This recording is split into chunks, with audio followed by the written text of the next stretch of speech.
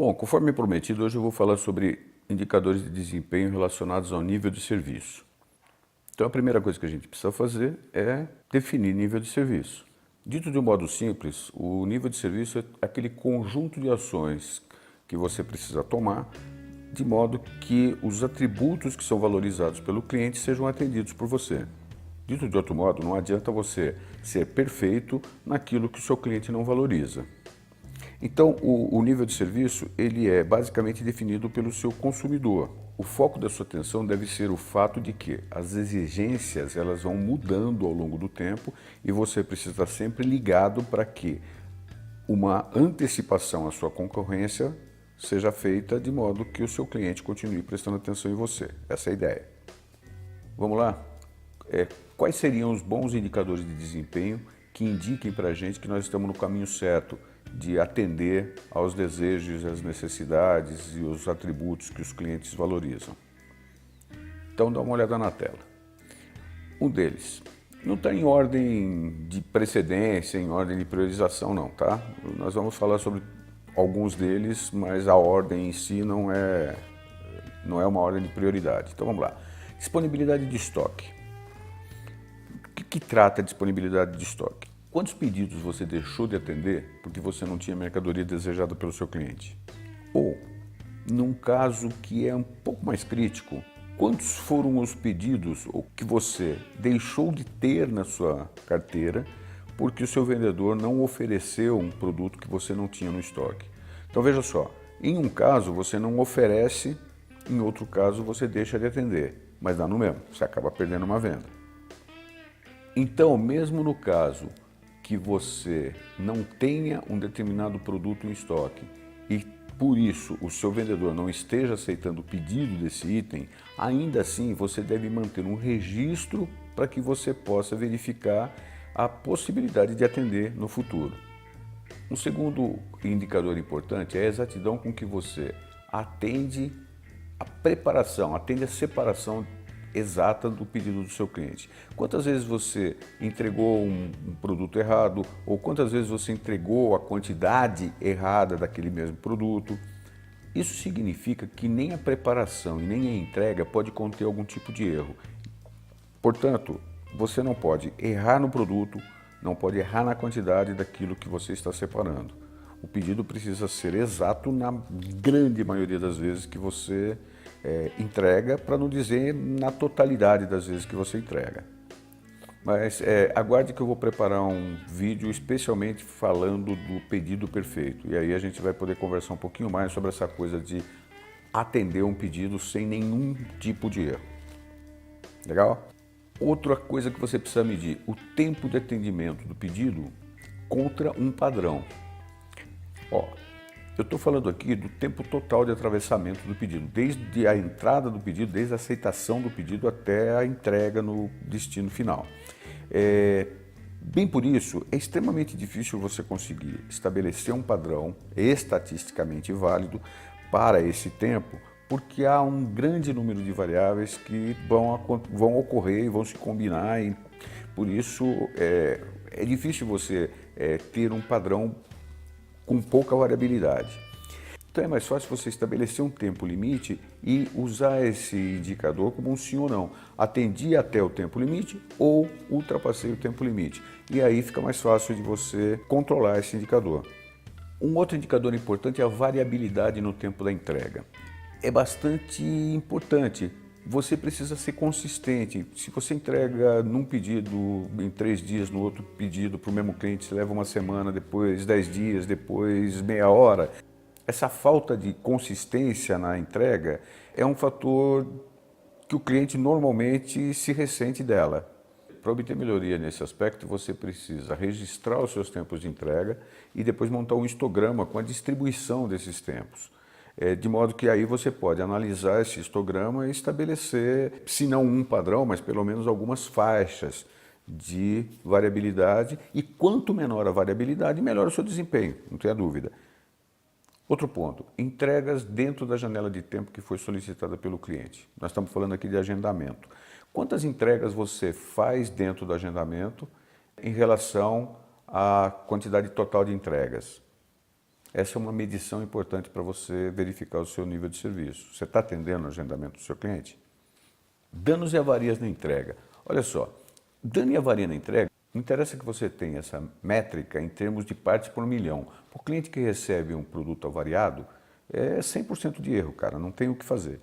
Isso pode acontecer na fase de transporte, mas também pode ter saído avariado do seu armazém. Já pode ter sido avariado lá no recebimento, durante a armazenagem e tal.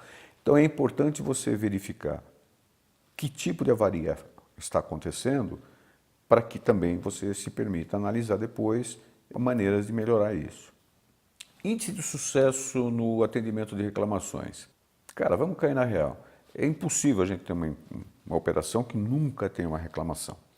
Ela pode até não ser procedente, mas vai ter uma reclamação. O indicador nesse caso é quanto tempo demora desde a entrada de uma reclamação até que você tenha essa reclamação resolvida. Então é importante que você registre isso. Verifique quanto tempo leva para resolver. Erros de documentação. Também pode acontecer em qualquer fase do processo, mas pode ser um incômodo muito grande. Para evitar erros desse tipo, você tem que fazer é evitar transcrição. Usa a técnica de um dado, um input, sem repetição e sem interface manual no meio do processo. Com isso você vai evitar muitos dos erros de documentação que você tem. E daí vem a pergunta que não quer calar. Como é que eu faço para implantar as KPIs que meçam tudo isso? A ideia central é a mesma para todos esses indicadores. É quantidade de sucessos dividido pelo seu total de pedidos. Então, para que a gente não fique repetitivo, eu vou fazer isso dando um exemplo do exatidão na separação de mercadorias. Que o restante é a mesma técnica. Como é que a gente faz isso? Em primeiro lugar, racionalize o seu processo. Não adianta você começar a medir, não adianta você começar a controlar coisas que você não tem muita certeza se poderia ser feito melhor. Então, o primeiro passo é melhora o que você já tem. E como é que a gente pode fazer essas melhorias iniciais? Bom, então vamos lá. Algumas, tá? Alguns exemplos. Primeiro, identificando os seus SKUs com códigos únicos. Cada mercadoria, cada SKU, um código. E que eles sejam fáceis de distinguir. Segundo ponto, segregando produtos que guardem algum tipo de semelhança nos seus endereços de separação. Então, coisas com caixas muito parecidas, com códigos muito parecidos, devem ficar em endereços segregados, não devem ser vizinhos. Terceiro, que o seu sistema de endereçamento ele tem que ser lógico, que seja fácil de memorizar pelos seus separadores e que seja lógico. E que cada endereço contenha um único SKU. Isso é importante. Você quer evitar erro? Não deixe dois produtos no mesmo endereço.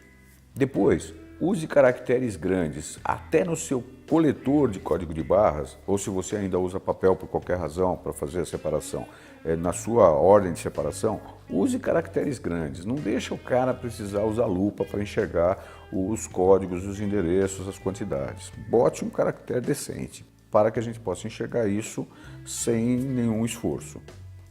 Um outro ponto, limite o tamanho do lote que cada separador está separando. Estabeleça um limite para isso, seja por número de linhas ou endereços visitados, seja por número de caixas, seja por metro cúbico, isso vai depender do produto que você tem. Mas limita, não deixe que fiquem ordens muito díspares, porque isso vai tornar mais difícil você medir o trabalho do separador e, consequentemente, vai tornar o seu processo menos controlável.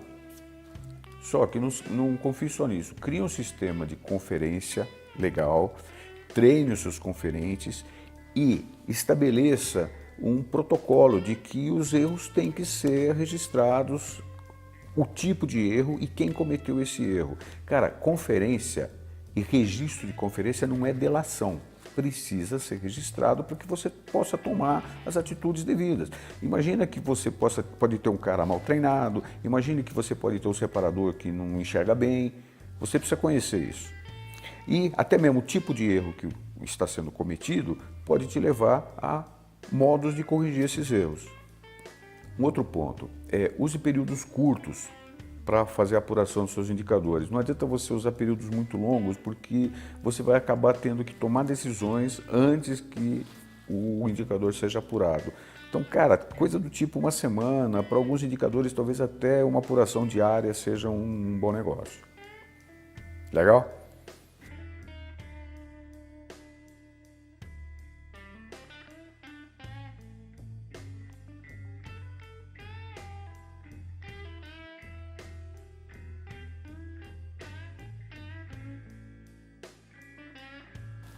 Bom, e a gente ainda vai continuar com o assunto de indicadores de desempenho por mais alguns vídeos falando de outras áreas que os indicadores são importantes. Eu espero que você tenha gostado. Fica comigo. Na próxima semana a gente ainda continuará com esse assunto. E, mais uma vez, se gostou, deixa o seu like. Gostaria muito de ver seu comentário, gostaria muito de ver sugestões de novos assuntos. E se é a sua primeira vez, aguardo você se inscrevendo no canal. Vai ser muito legal ter a sua companhia nas próximas semanas. Beleza? Então, um abraço, até o próximo episódio.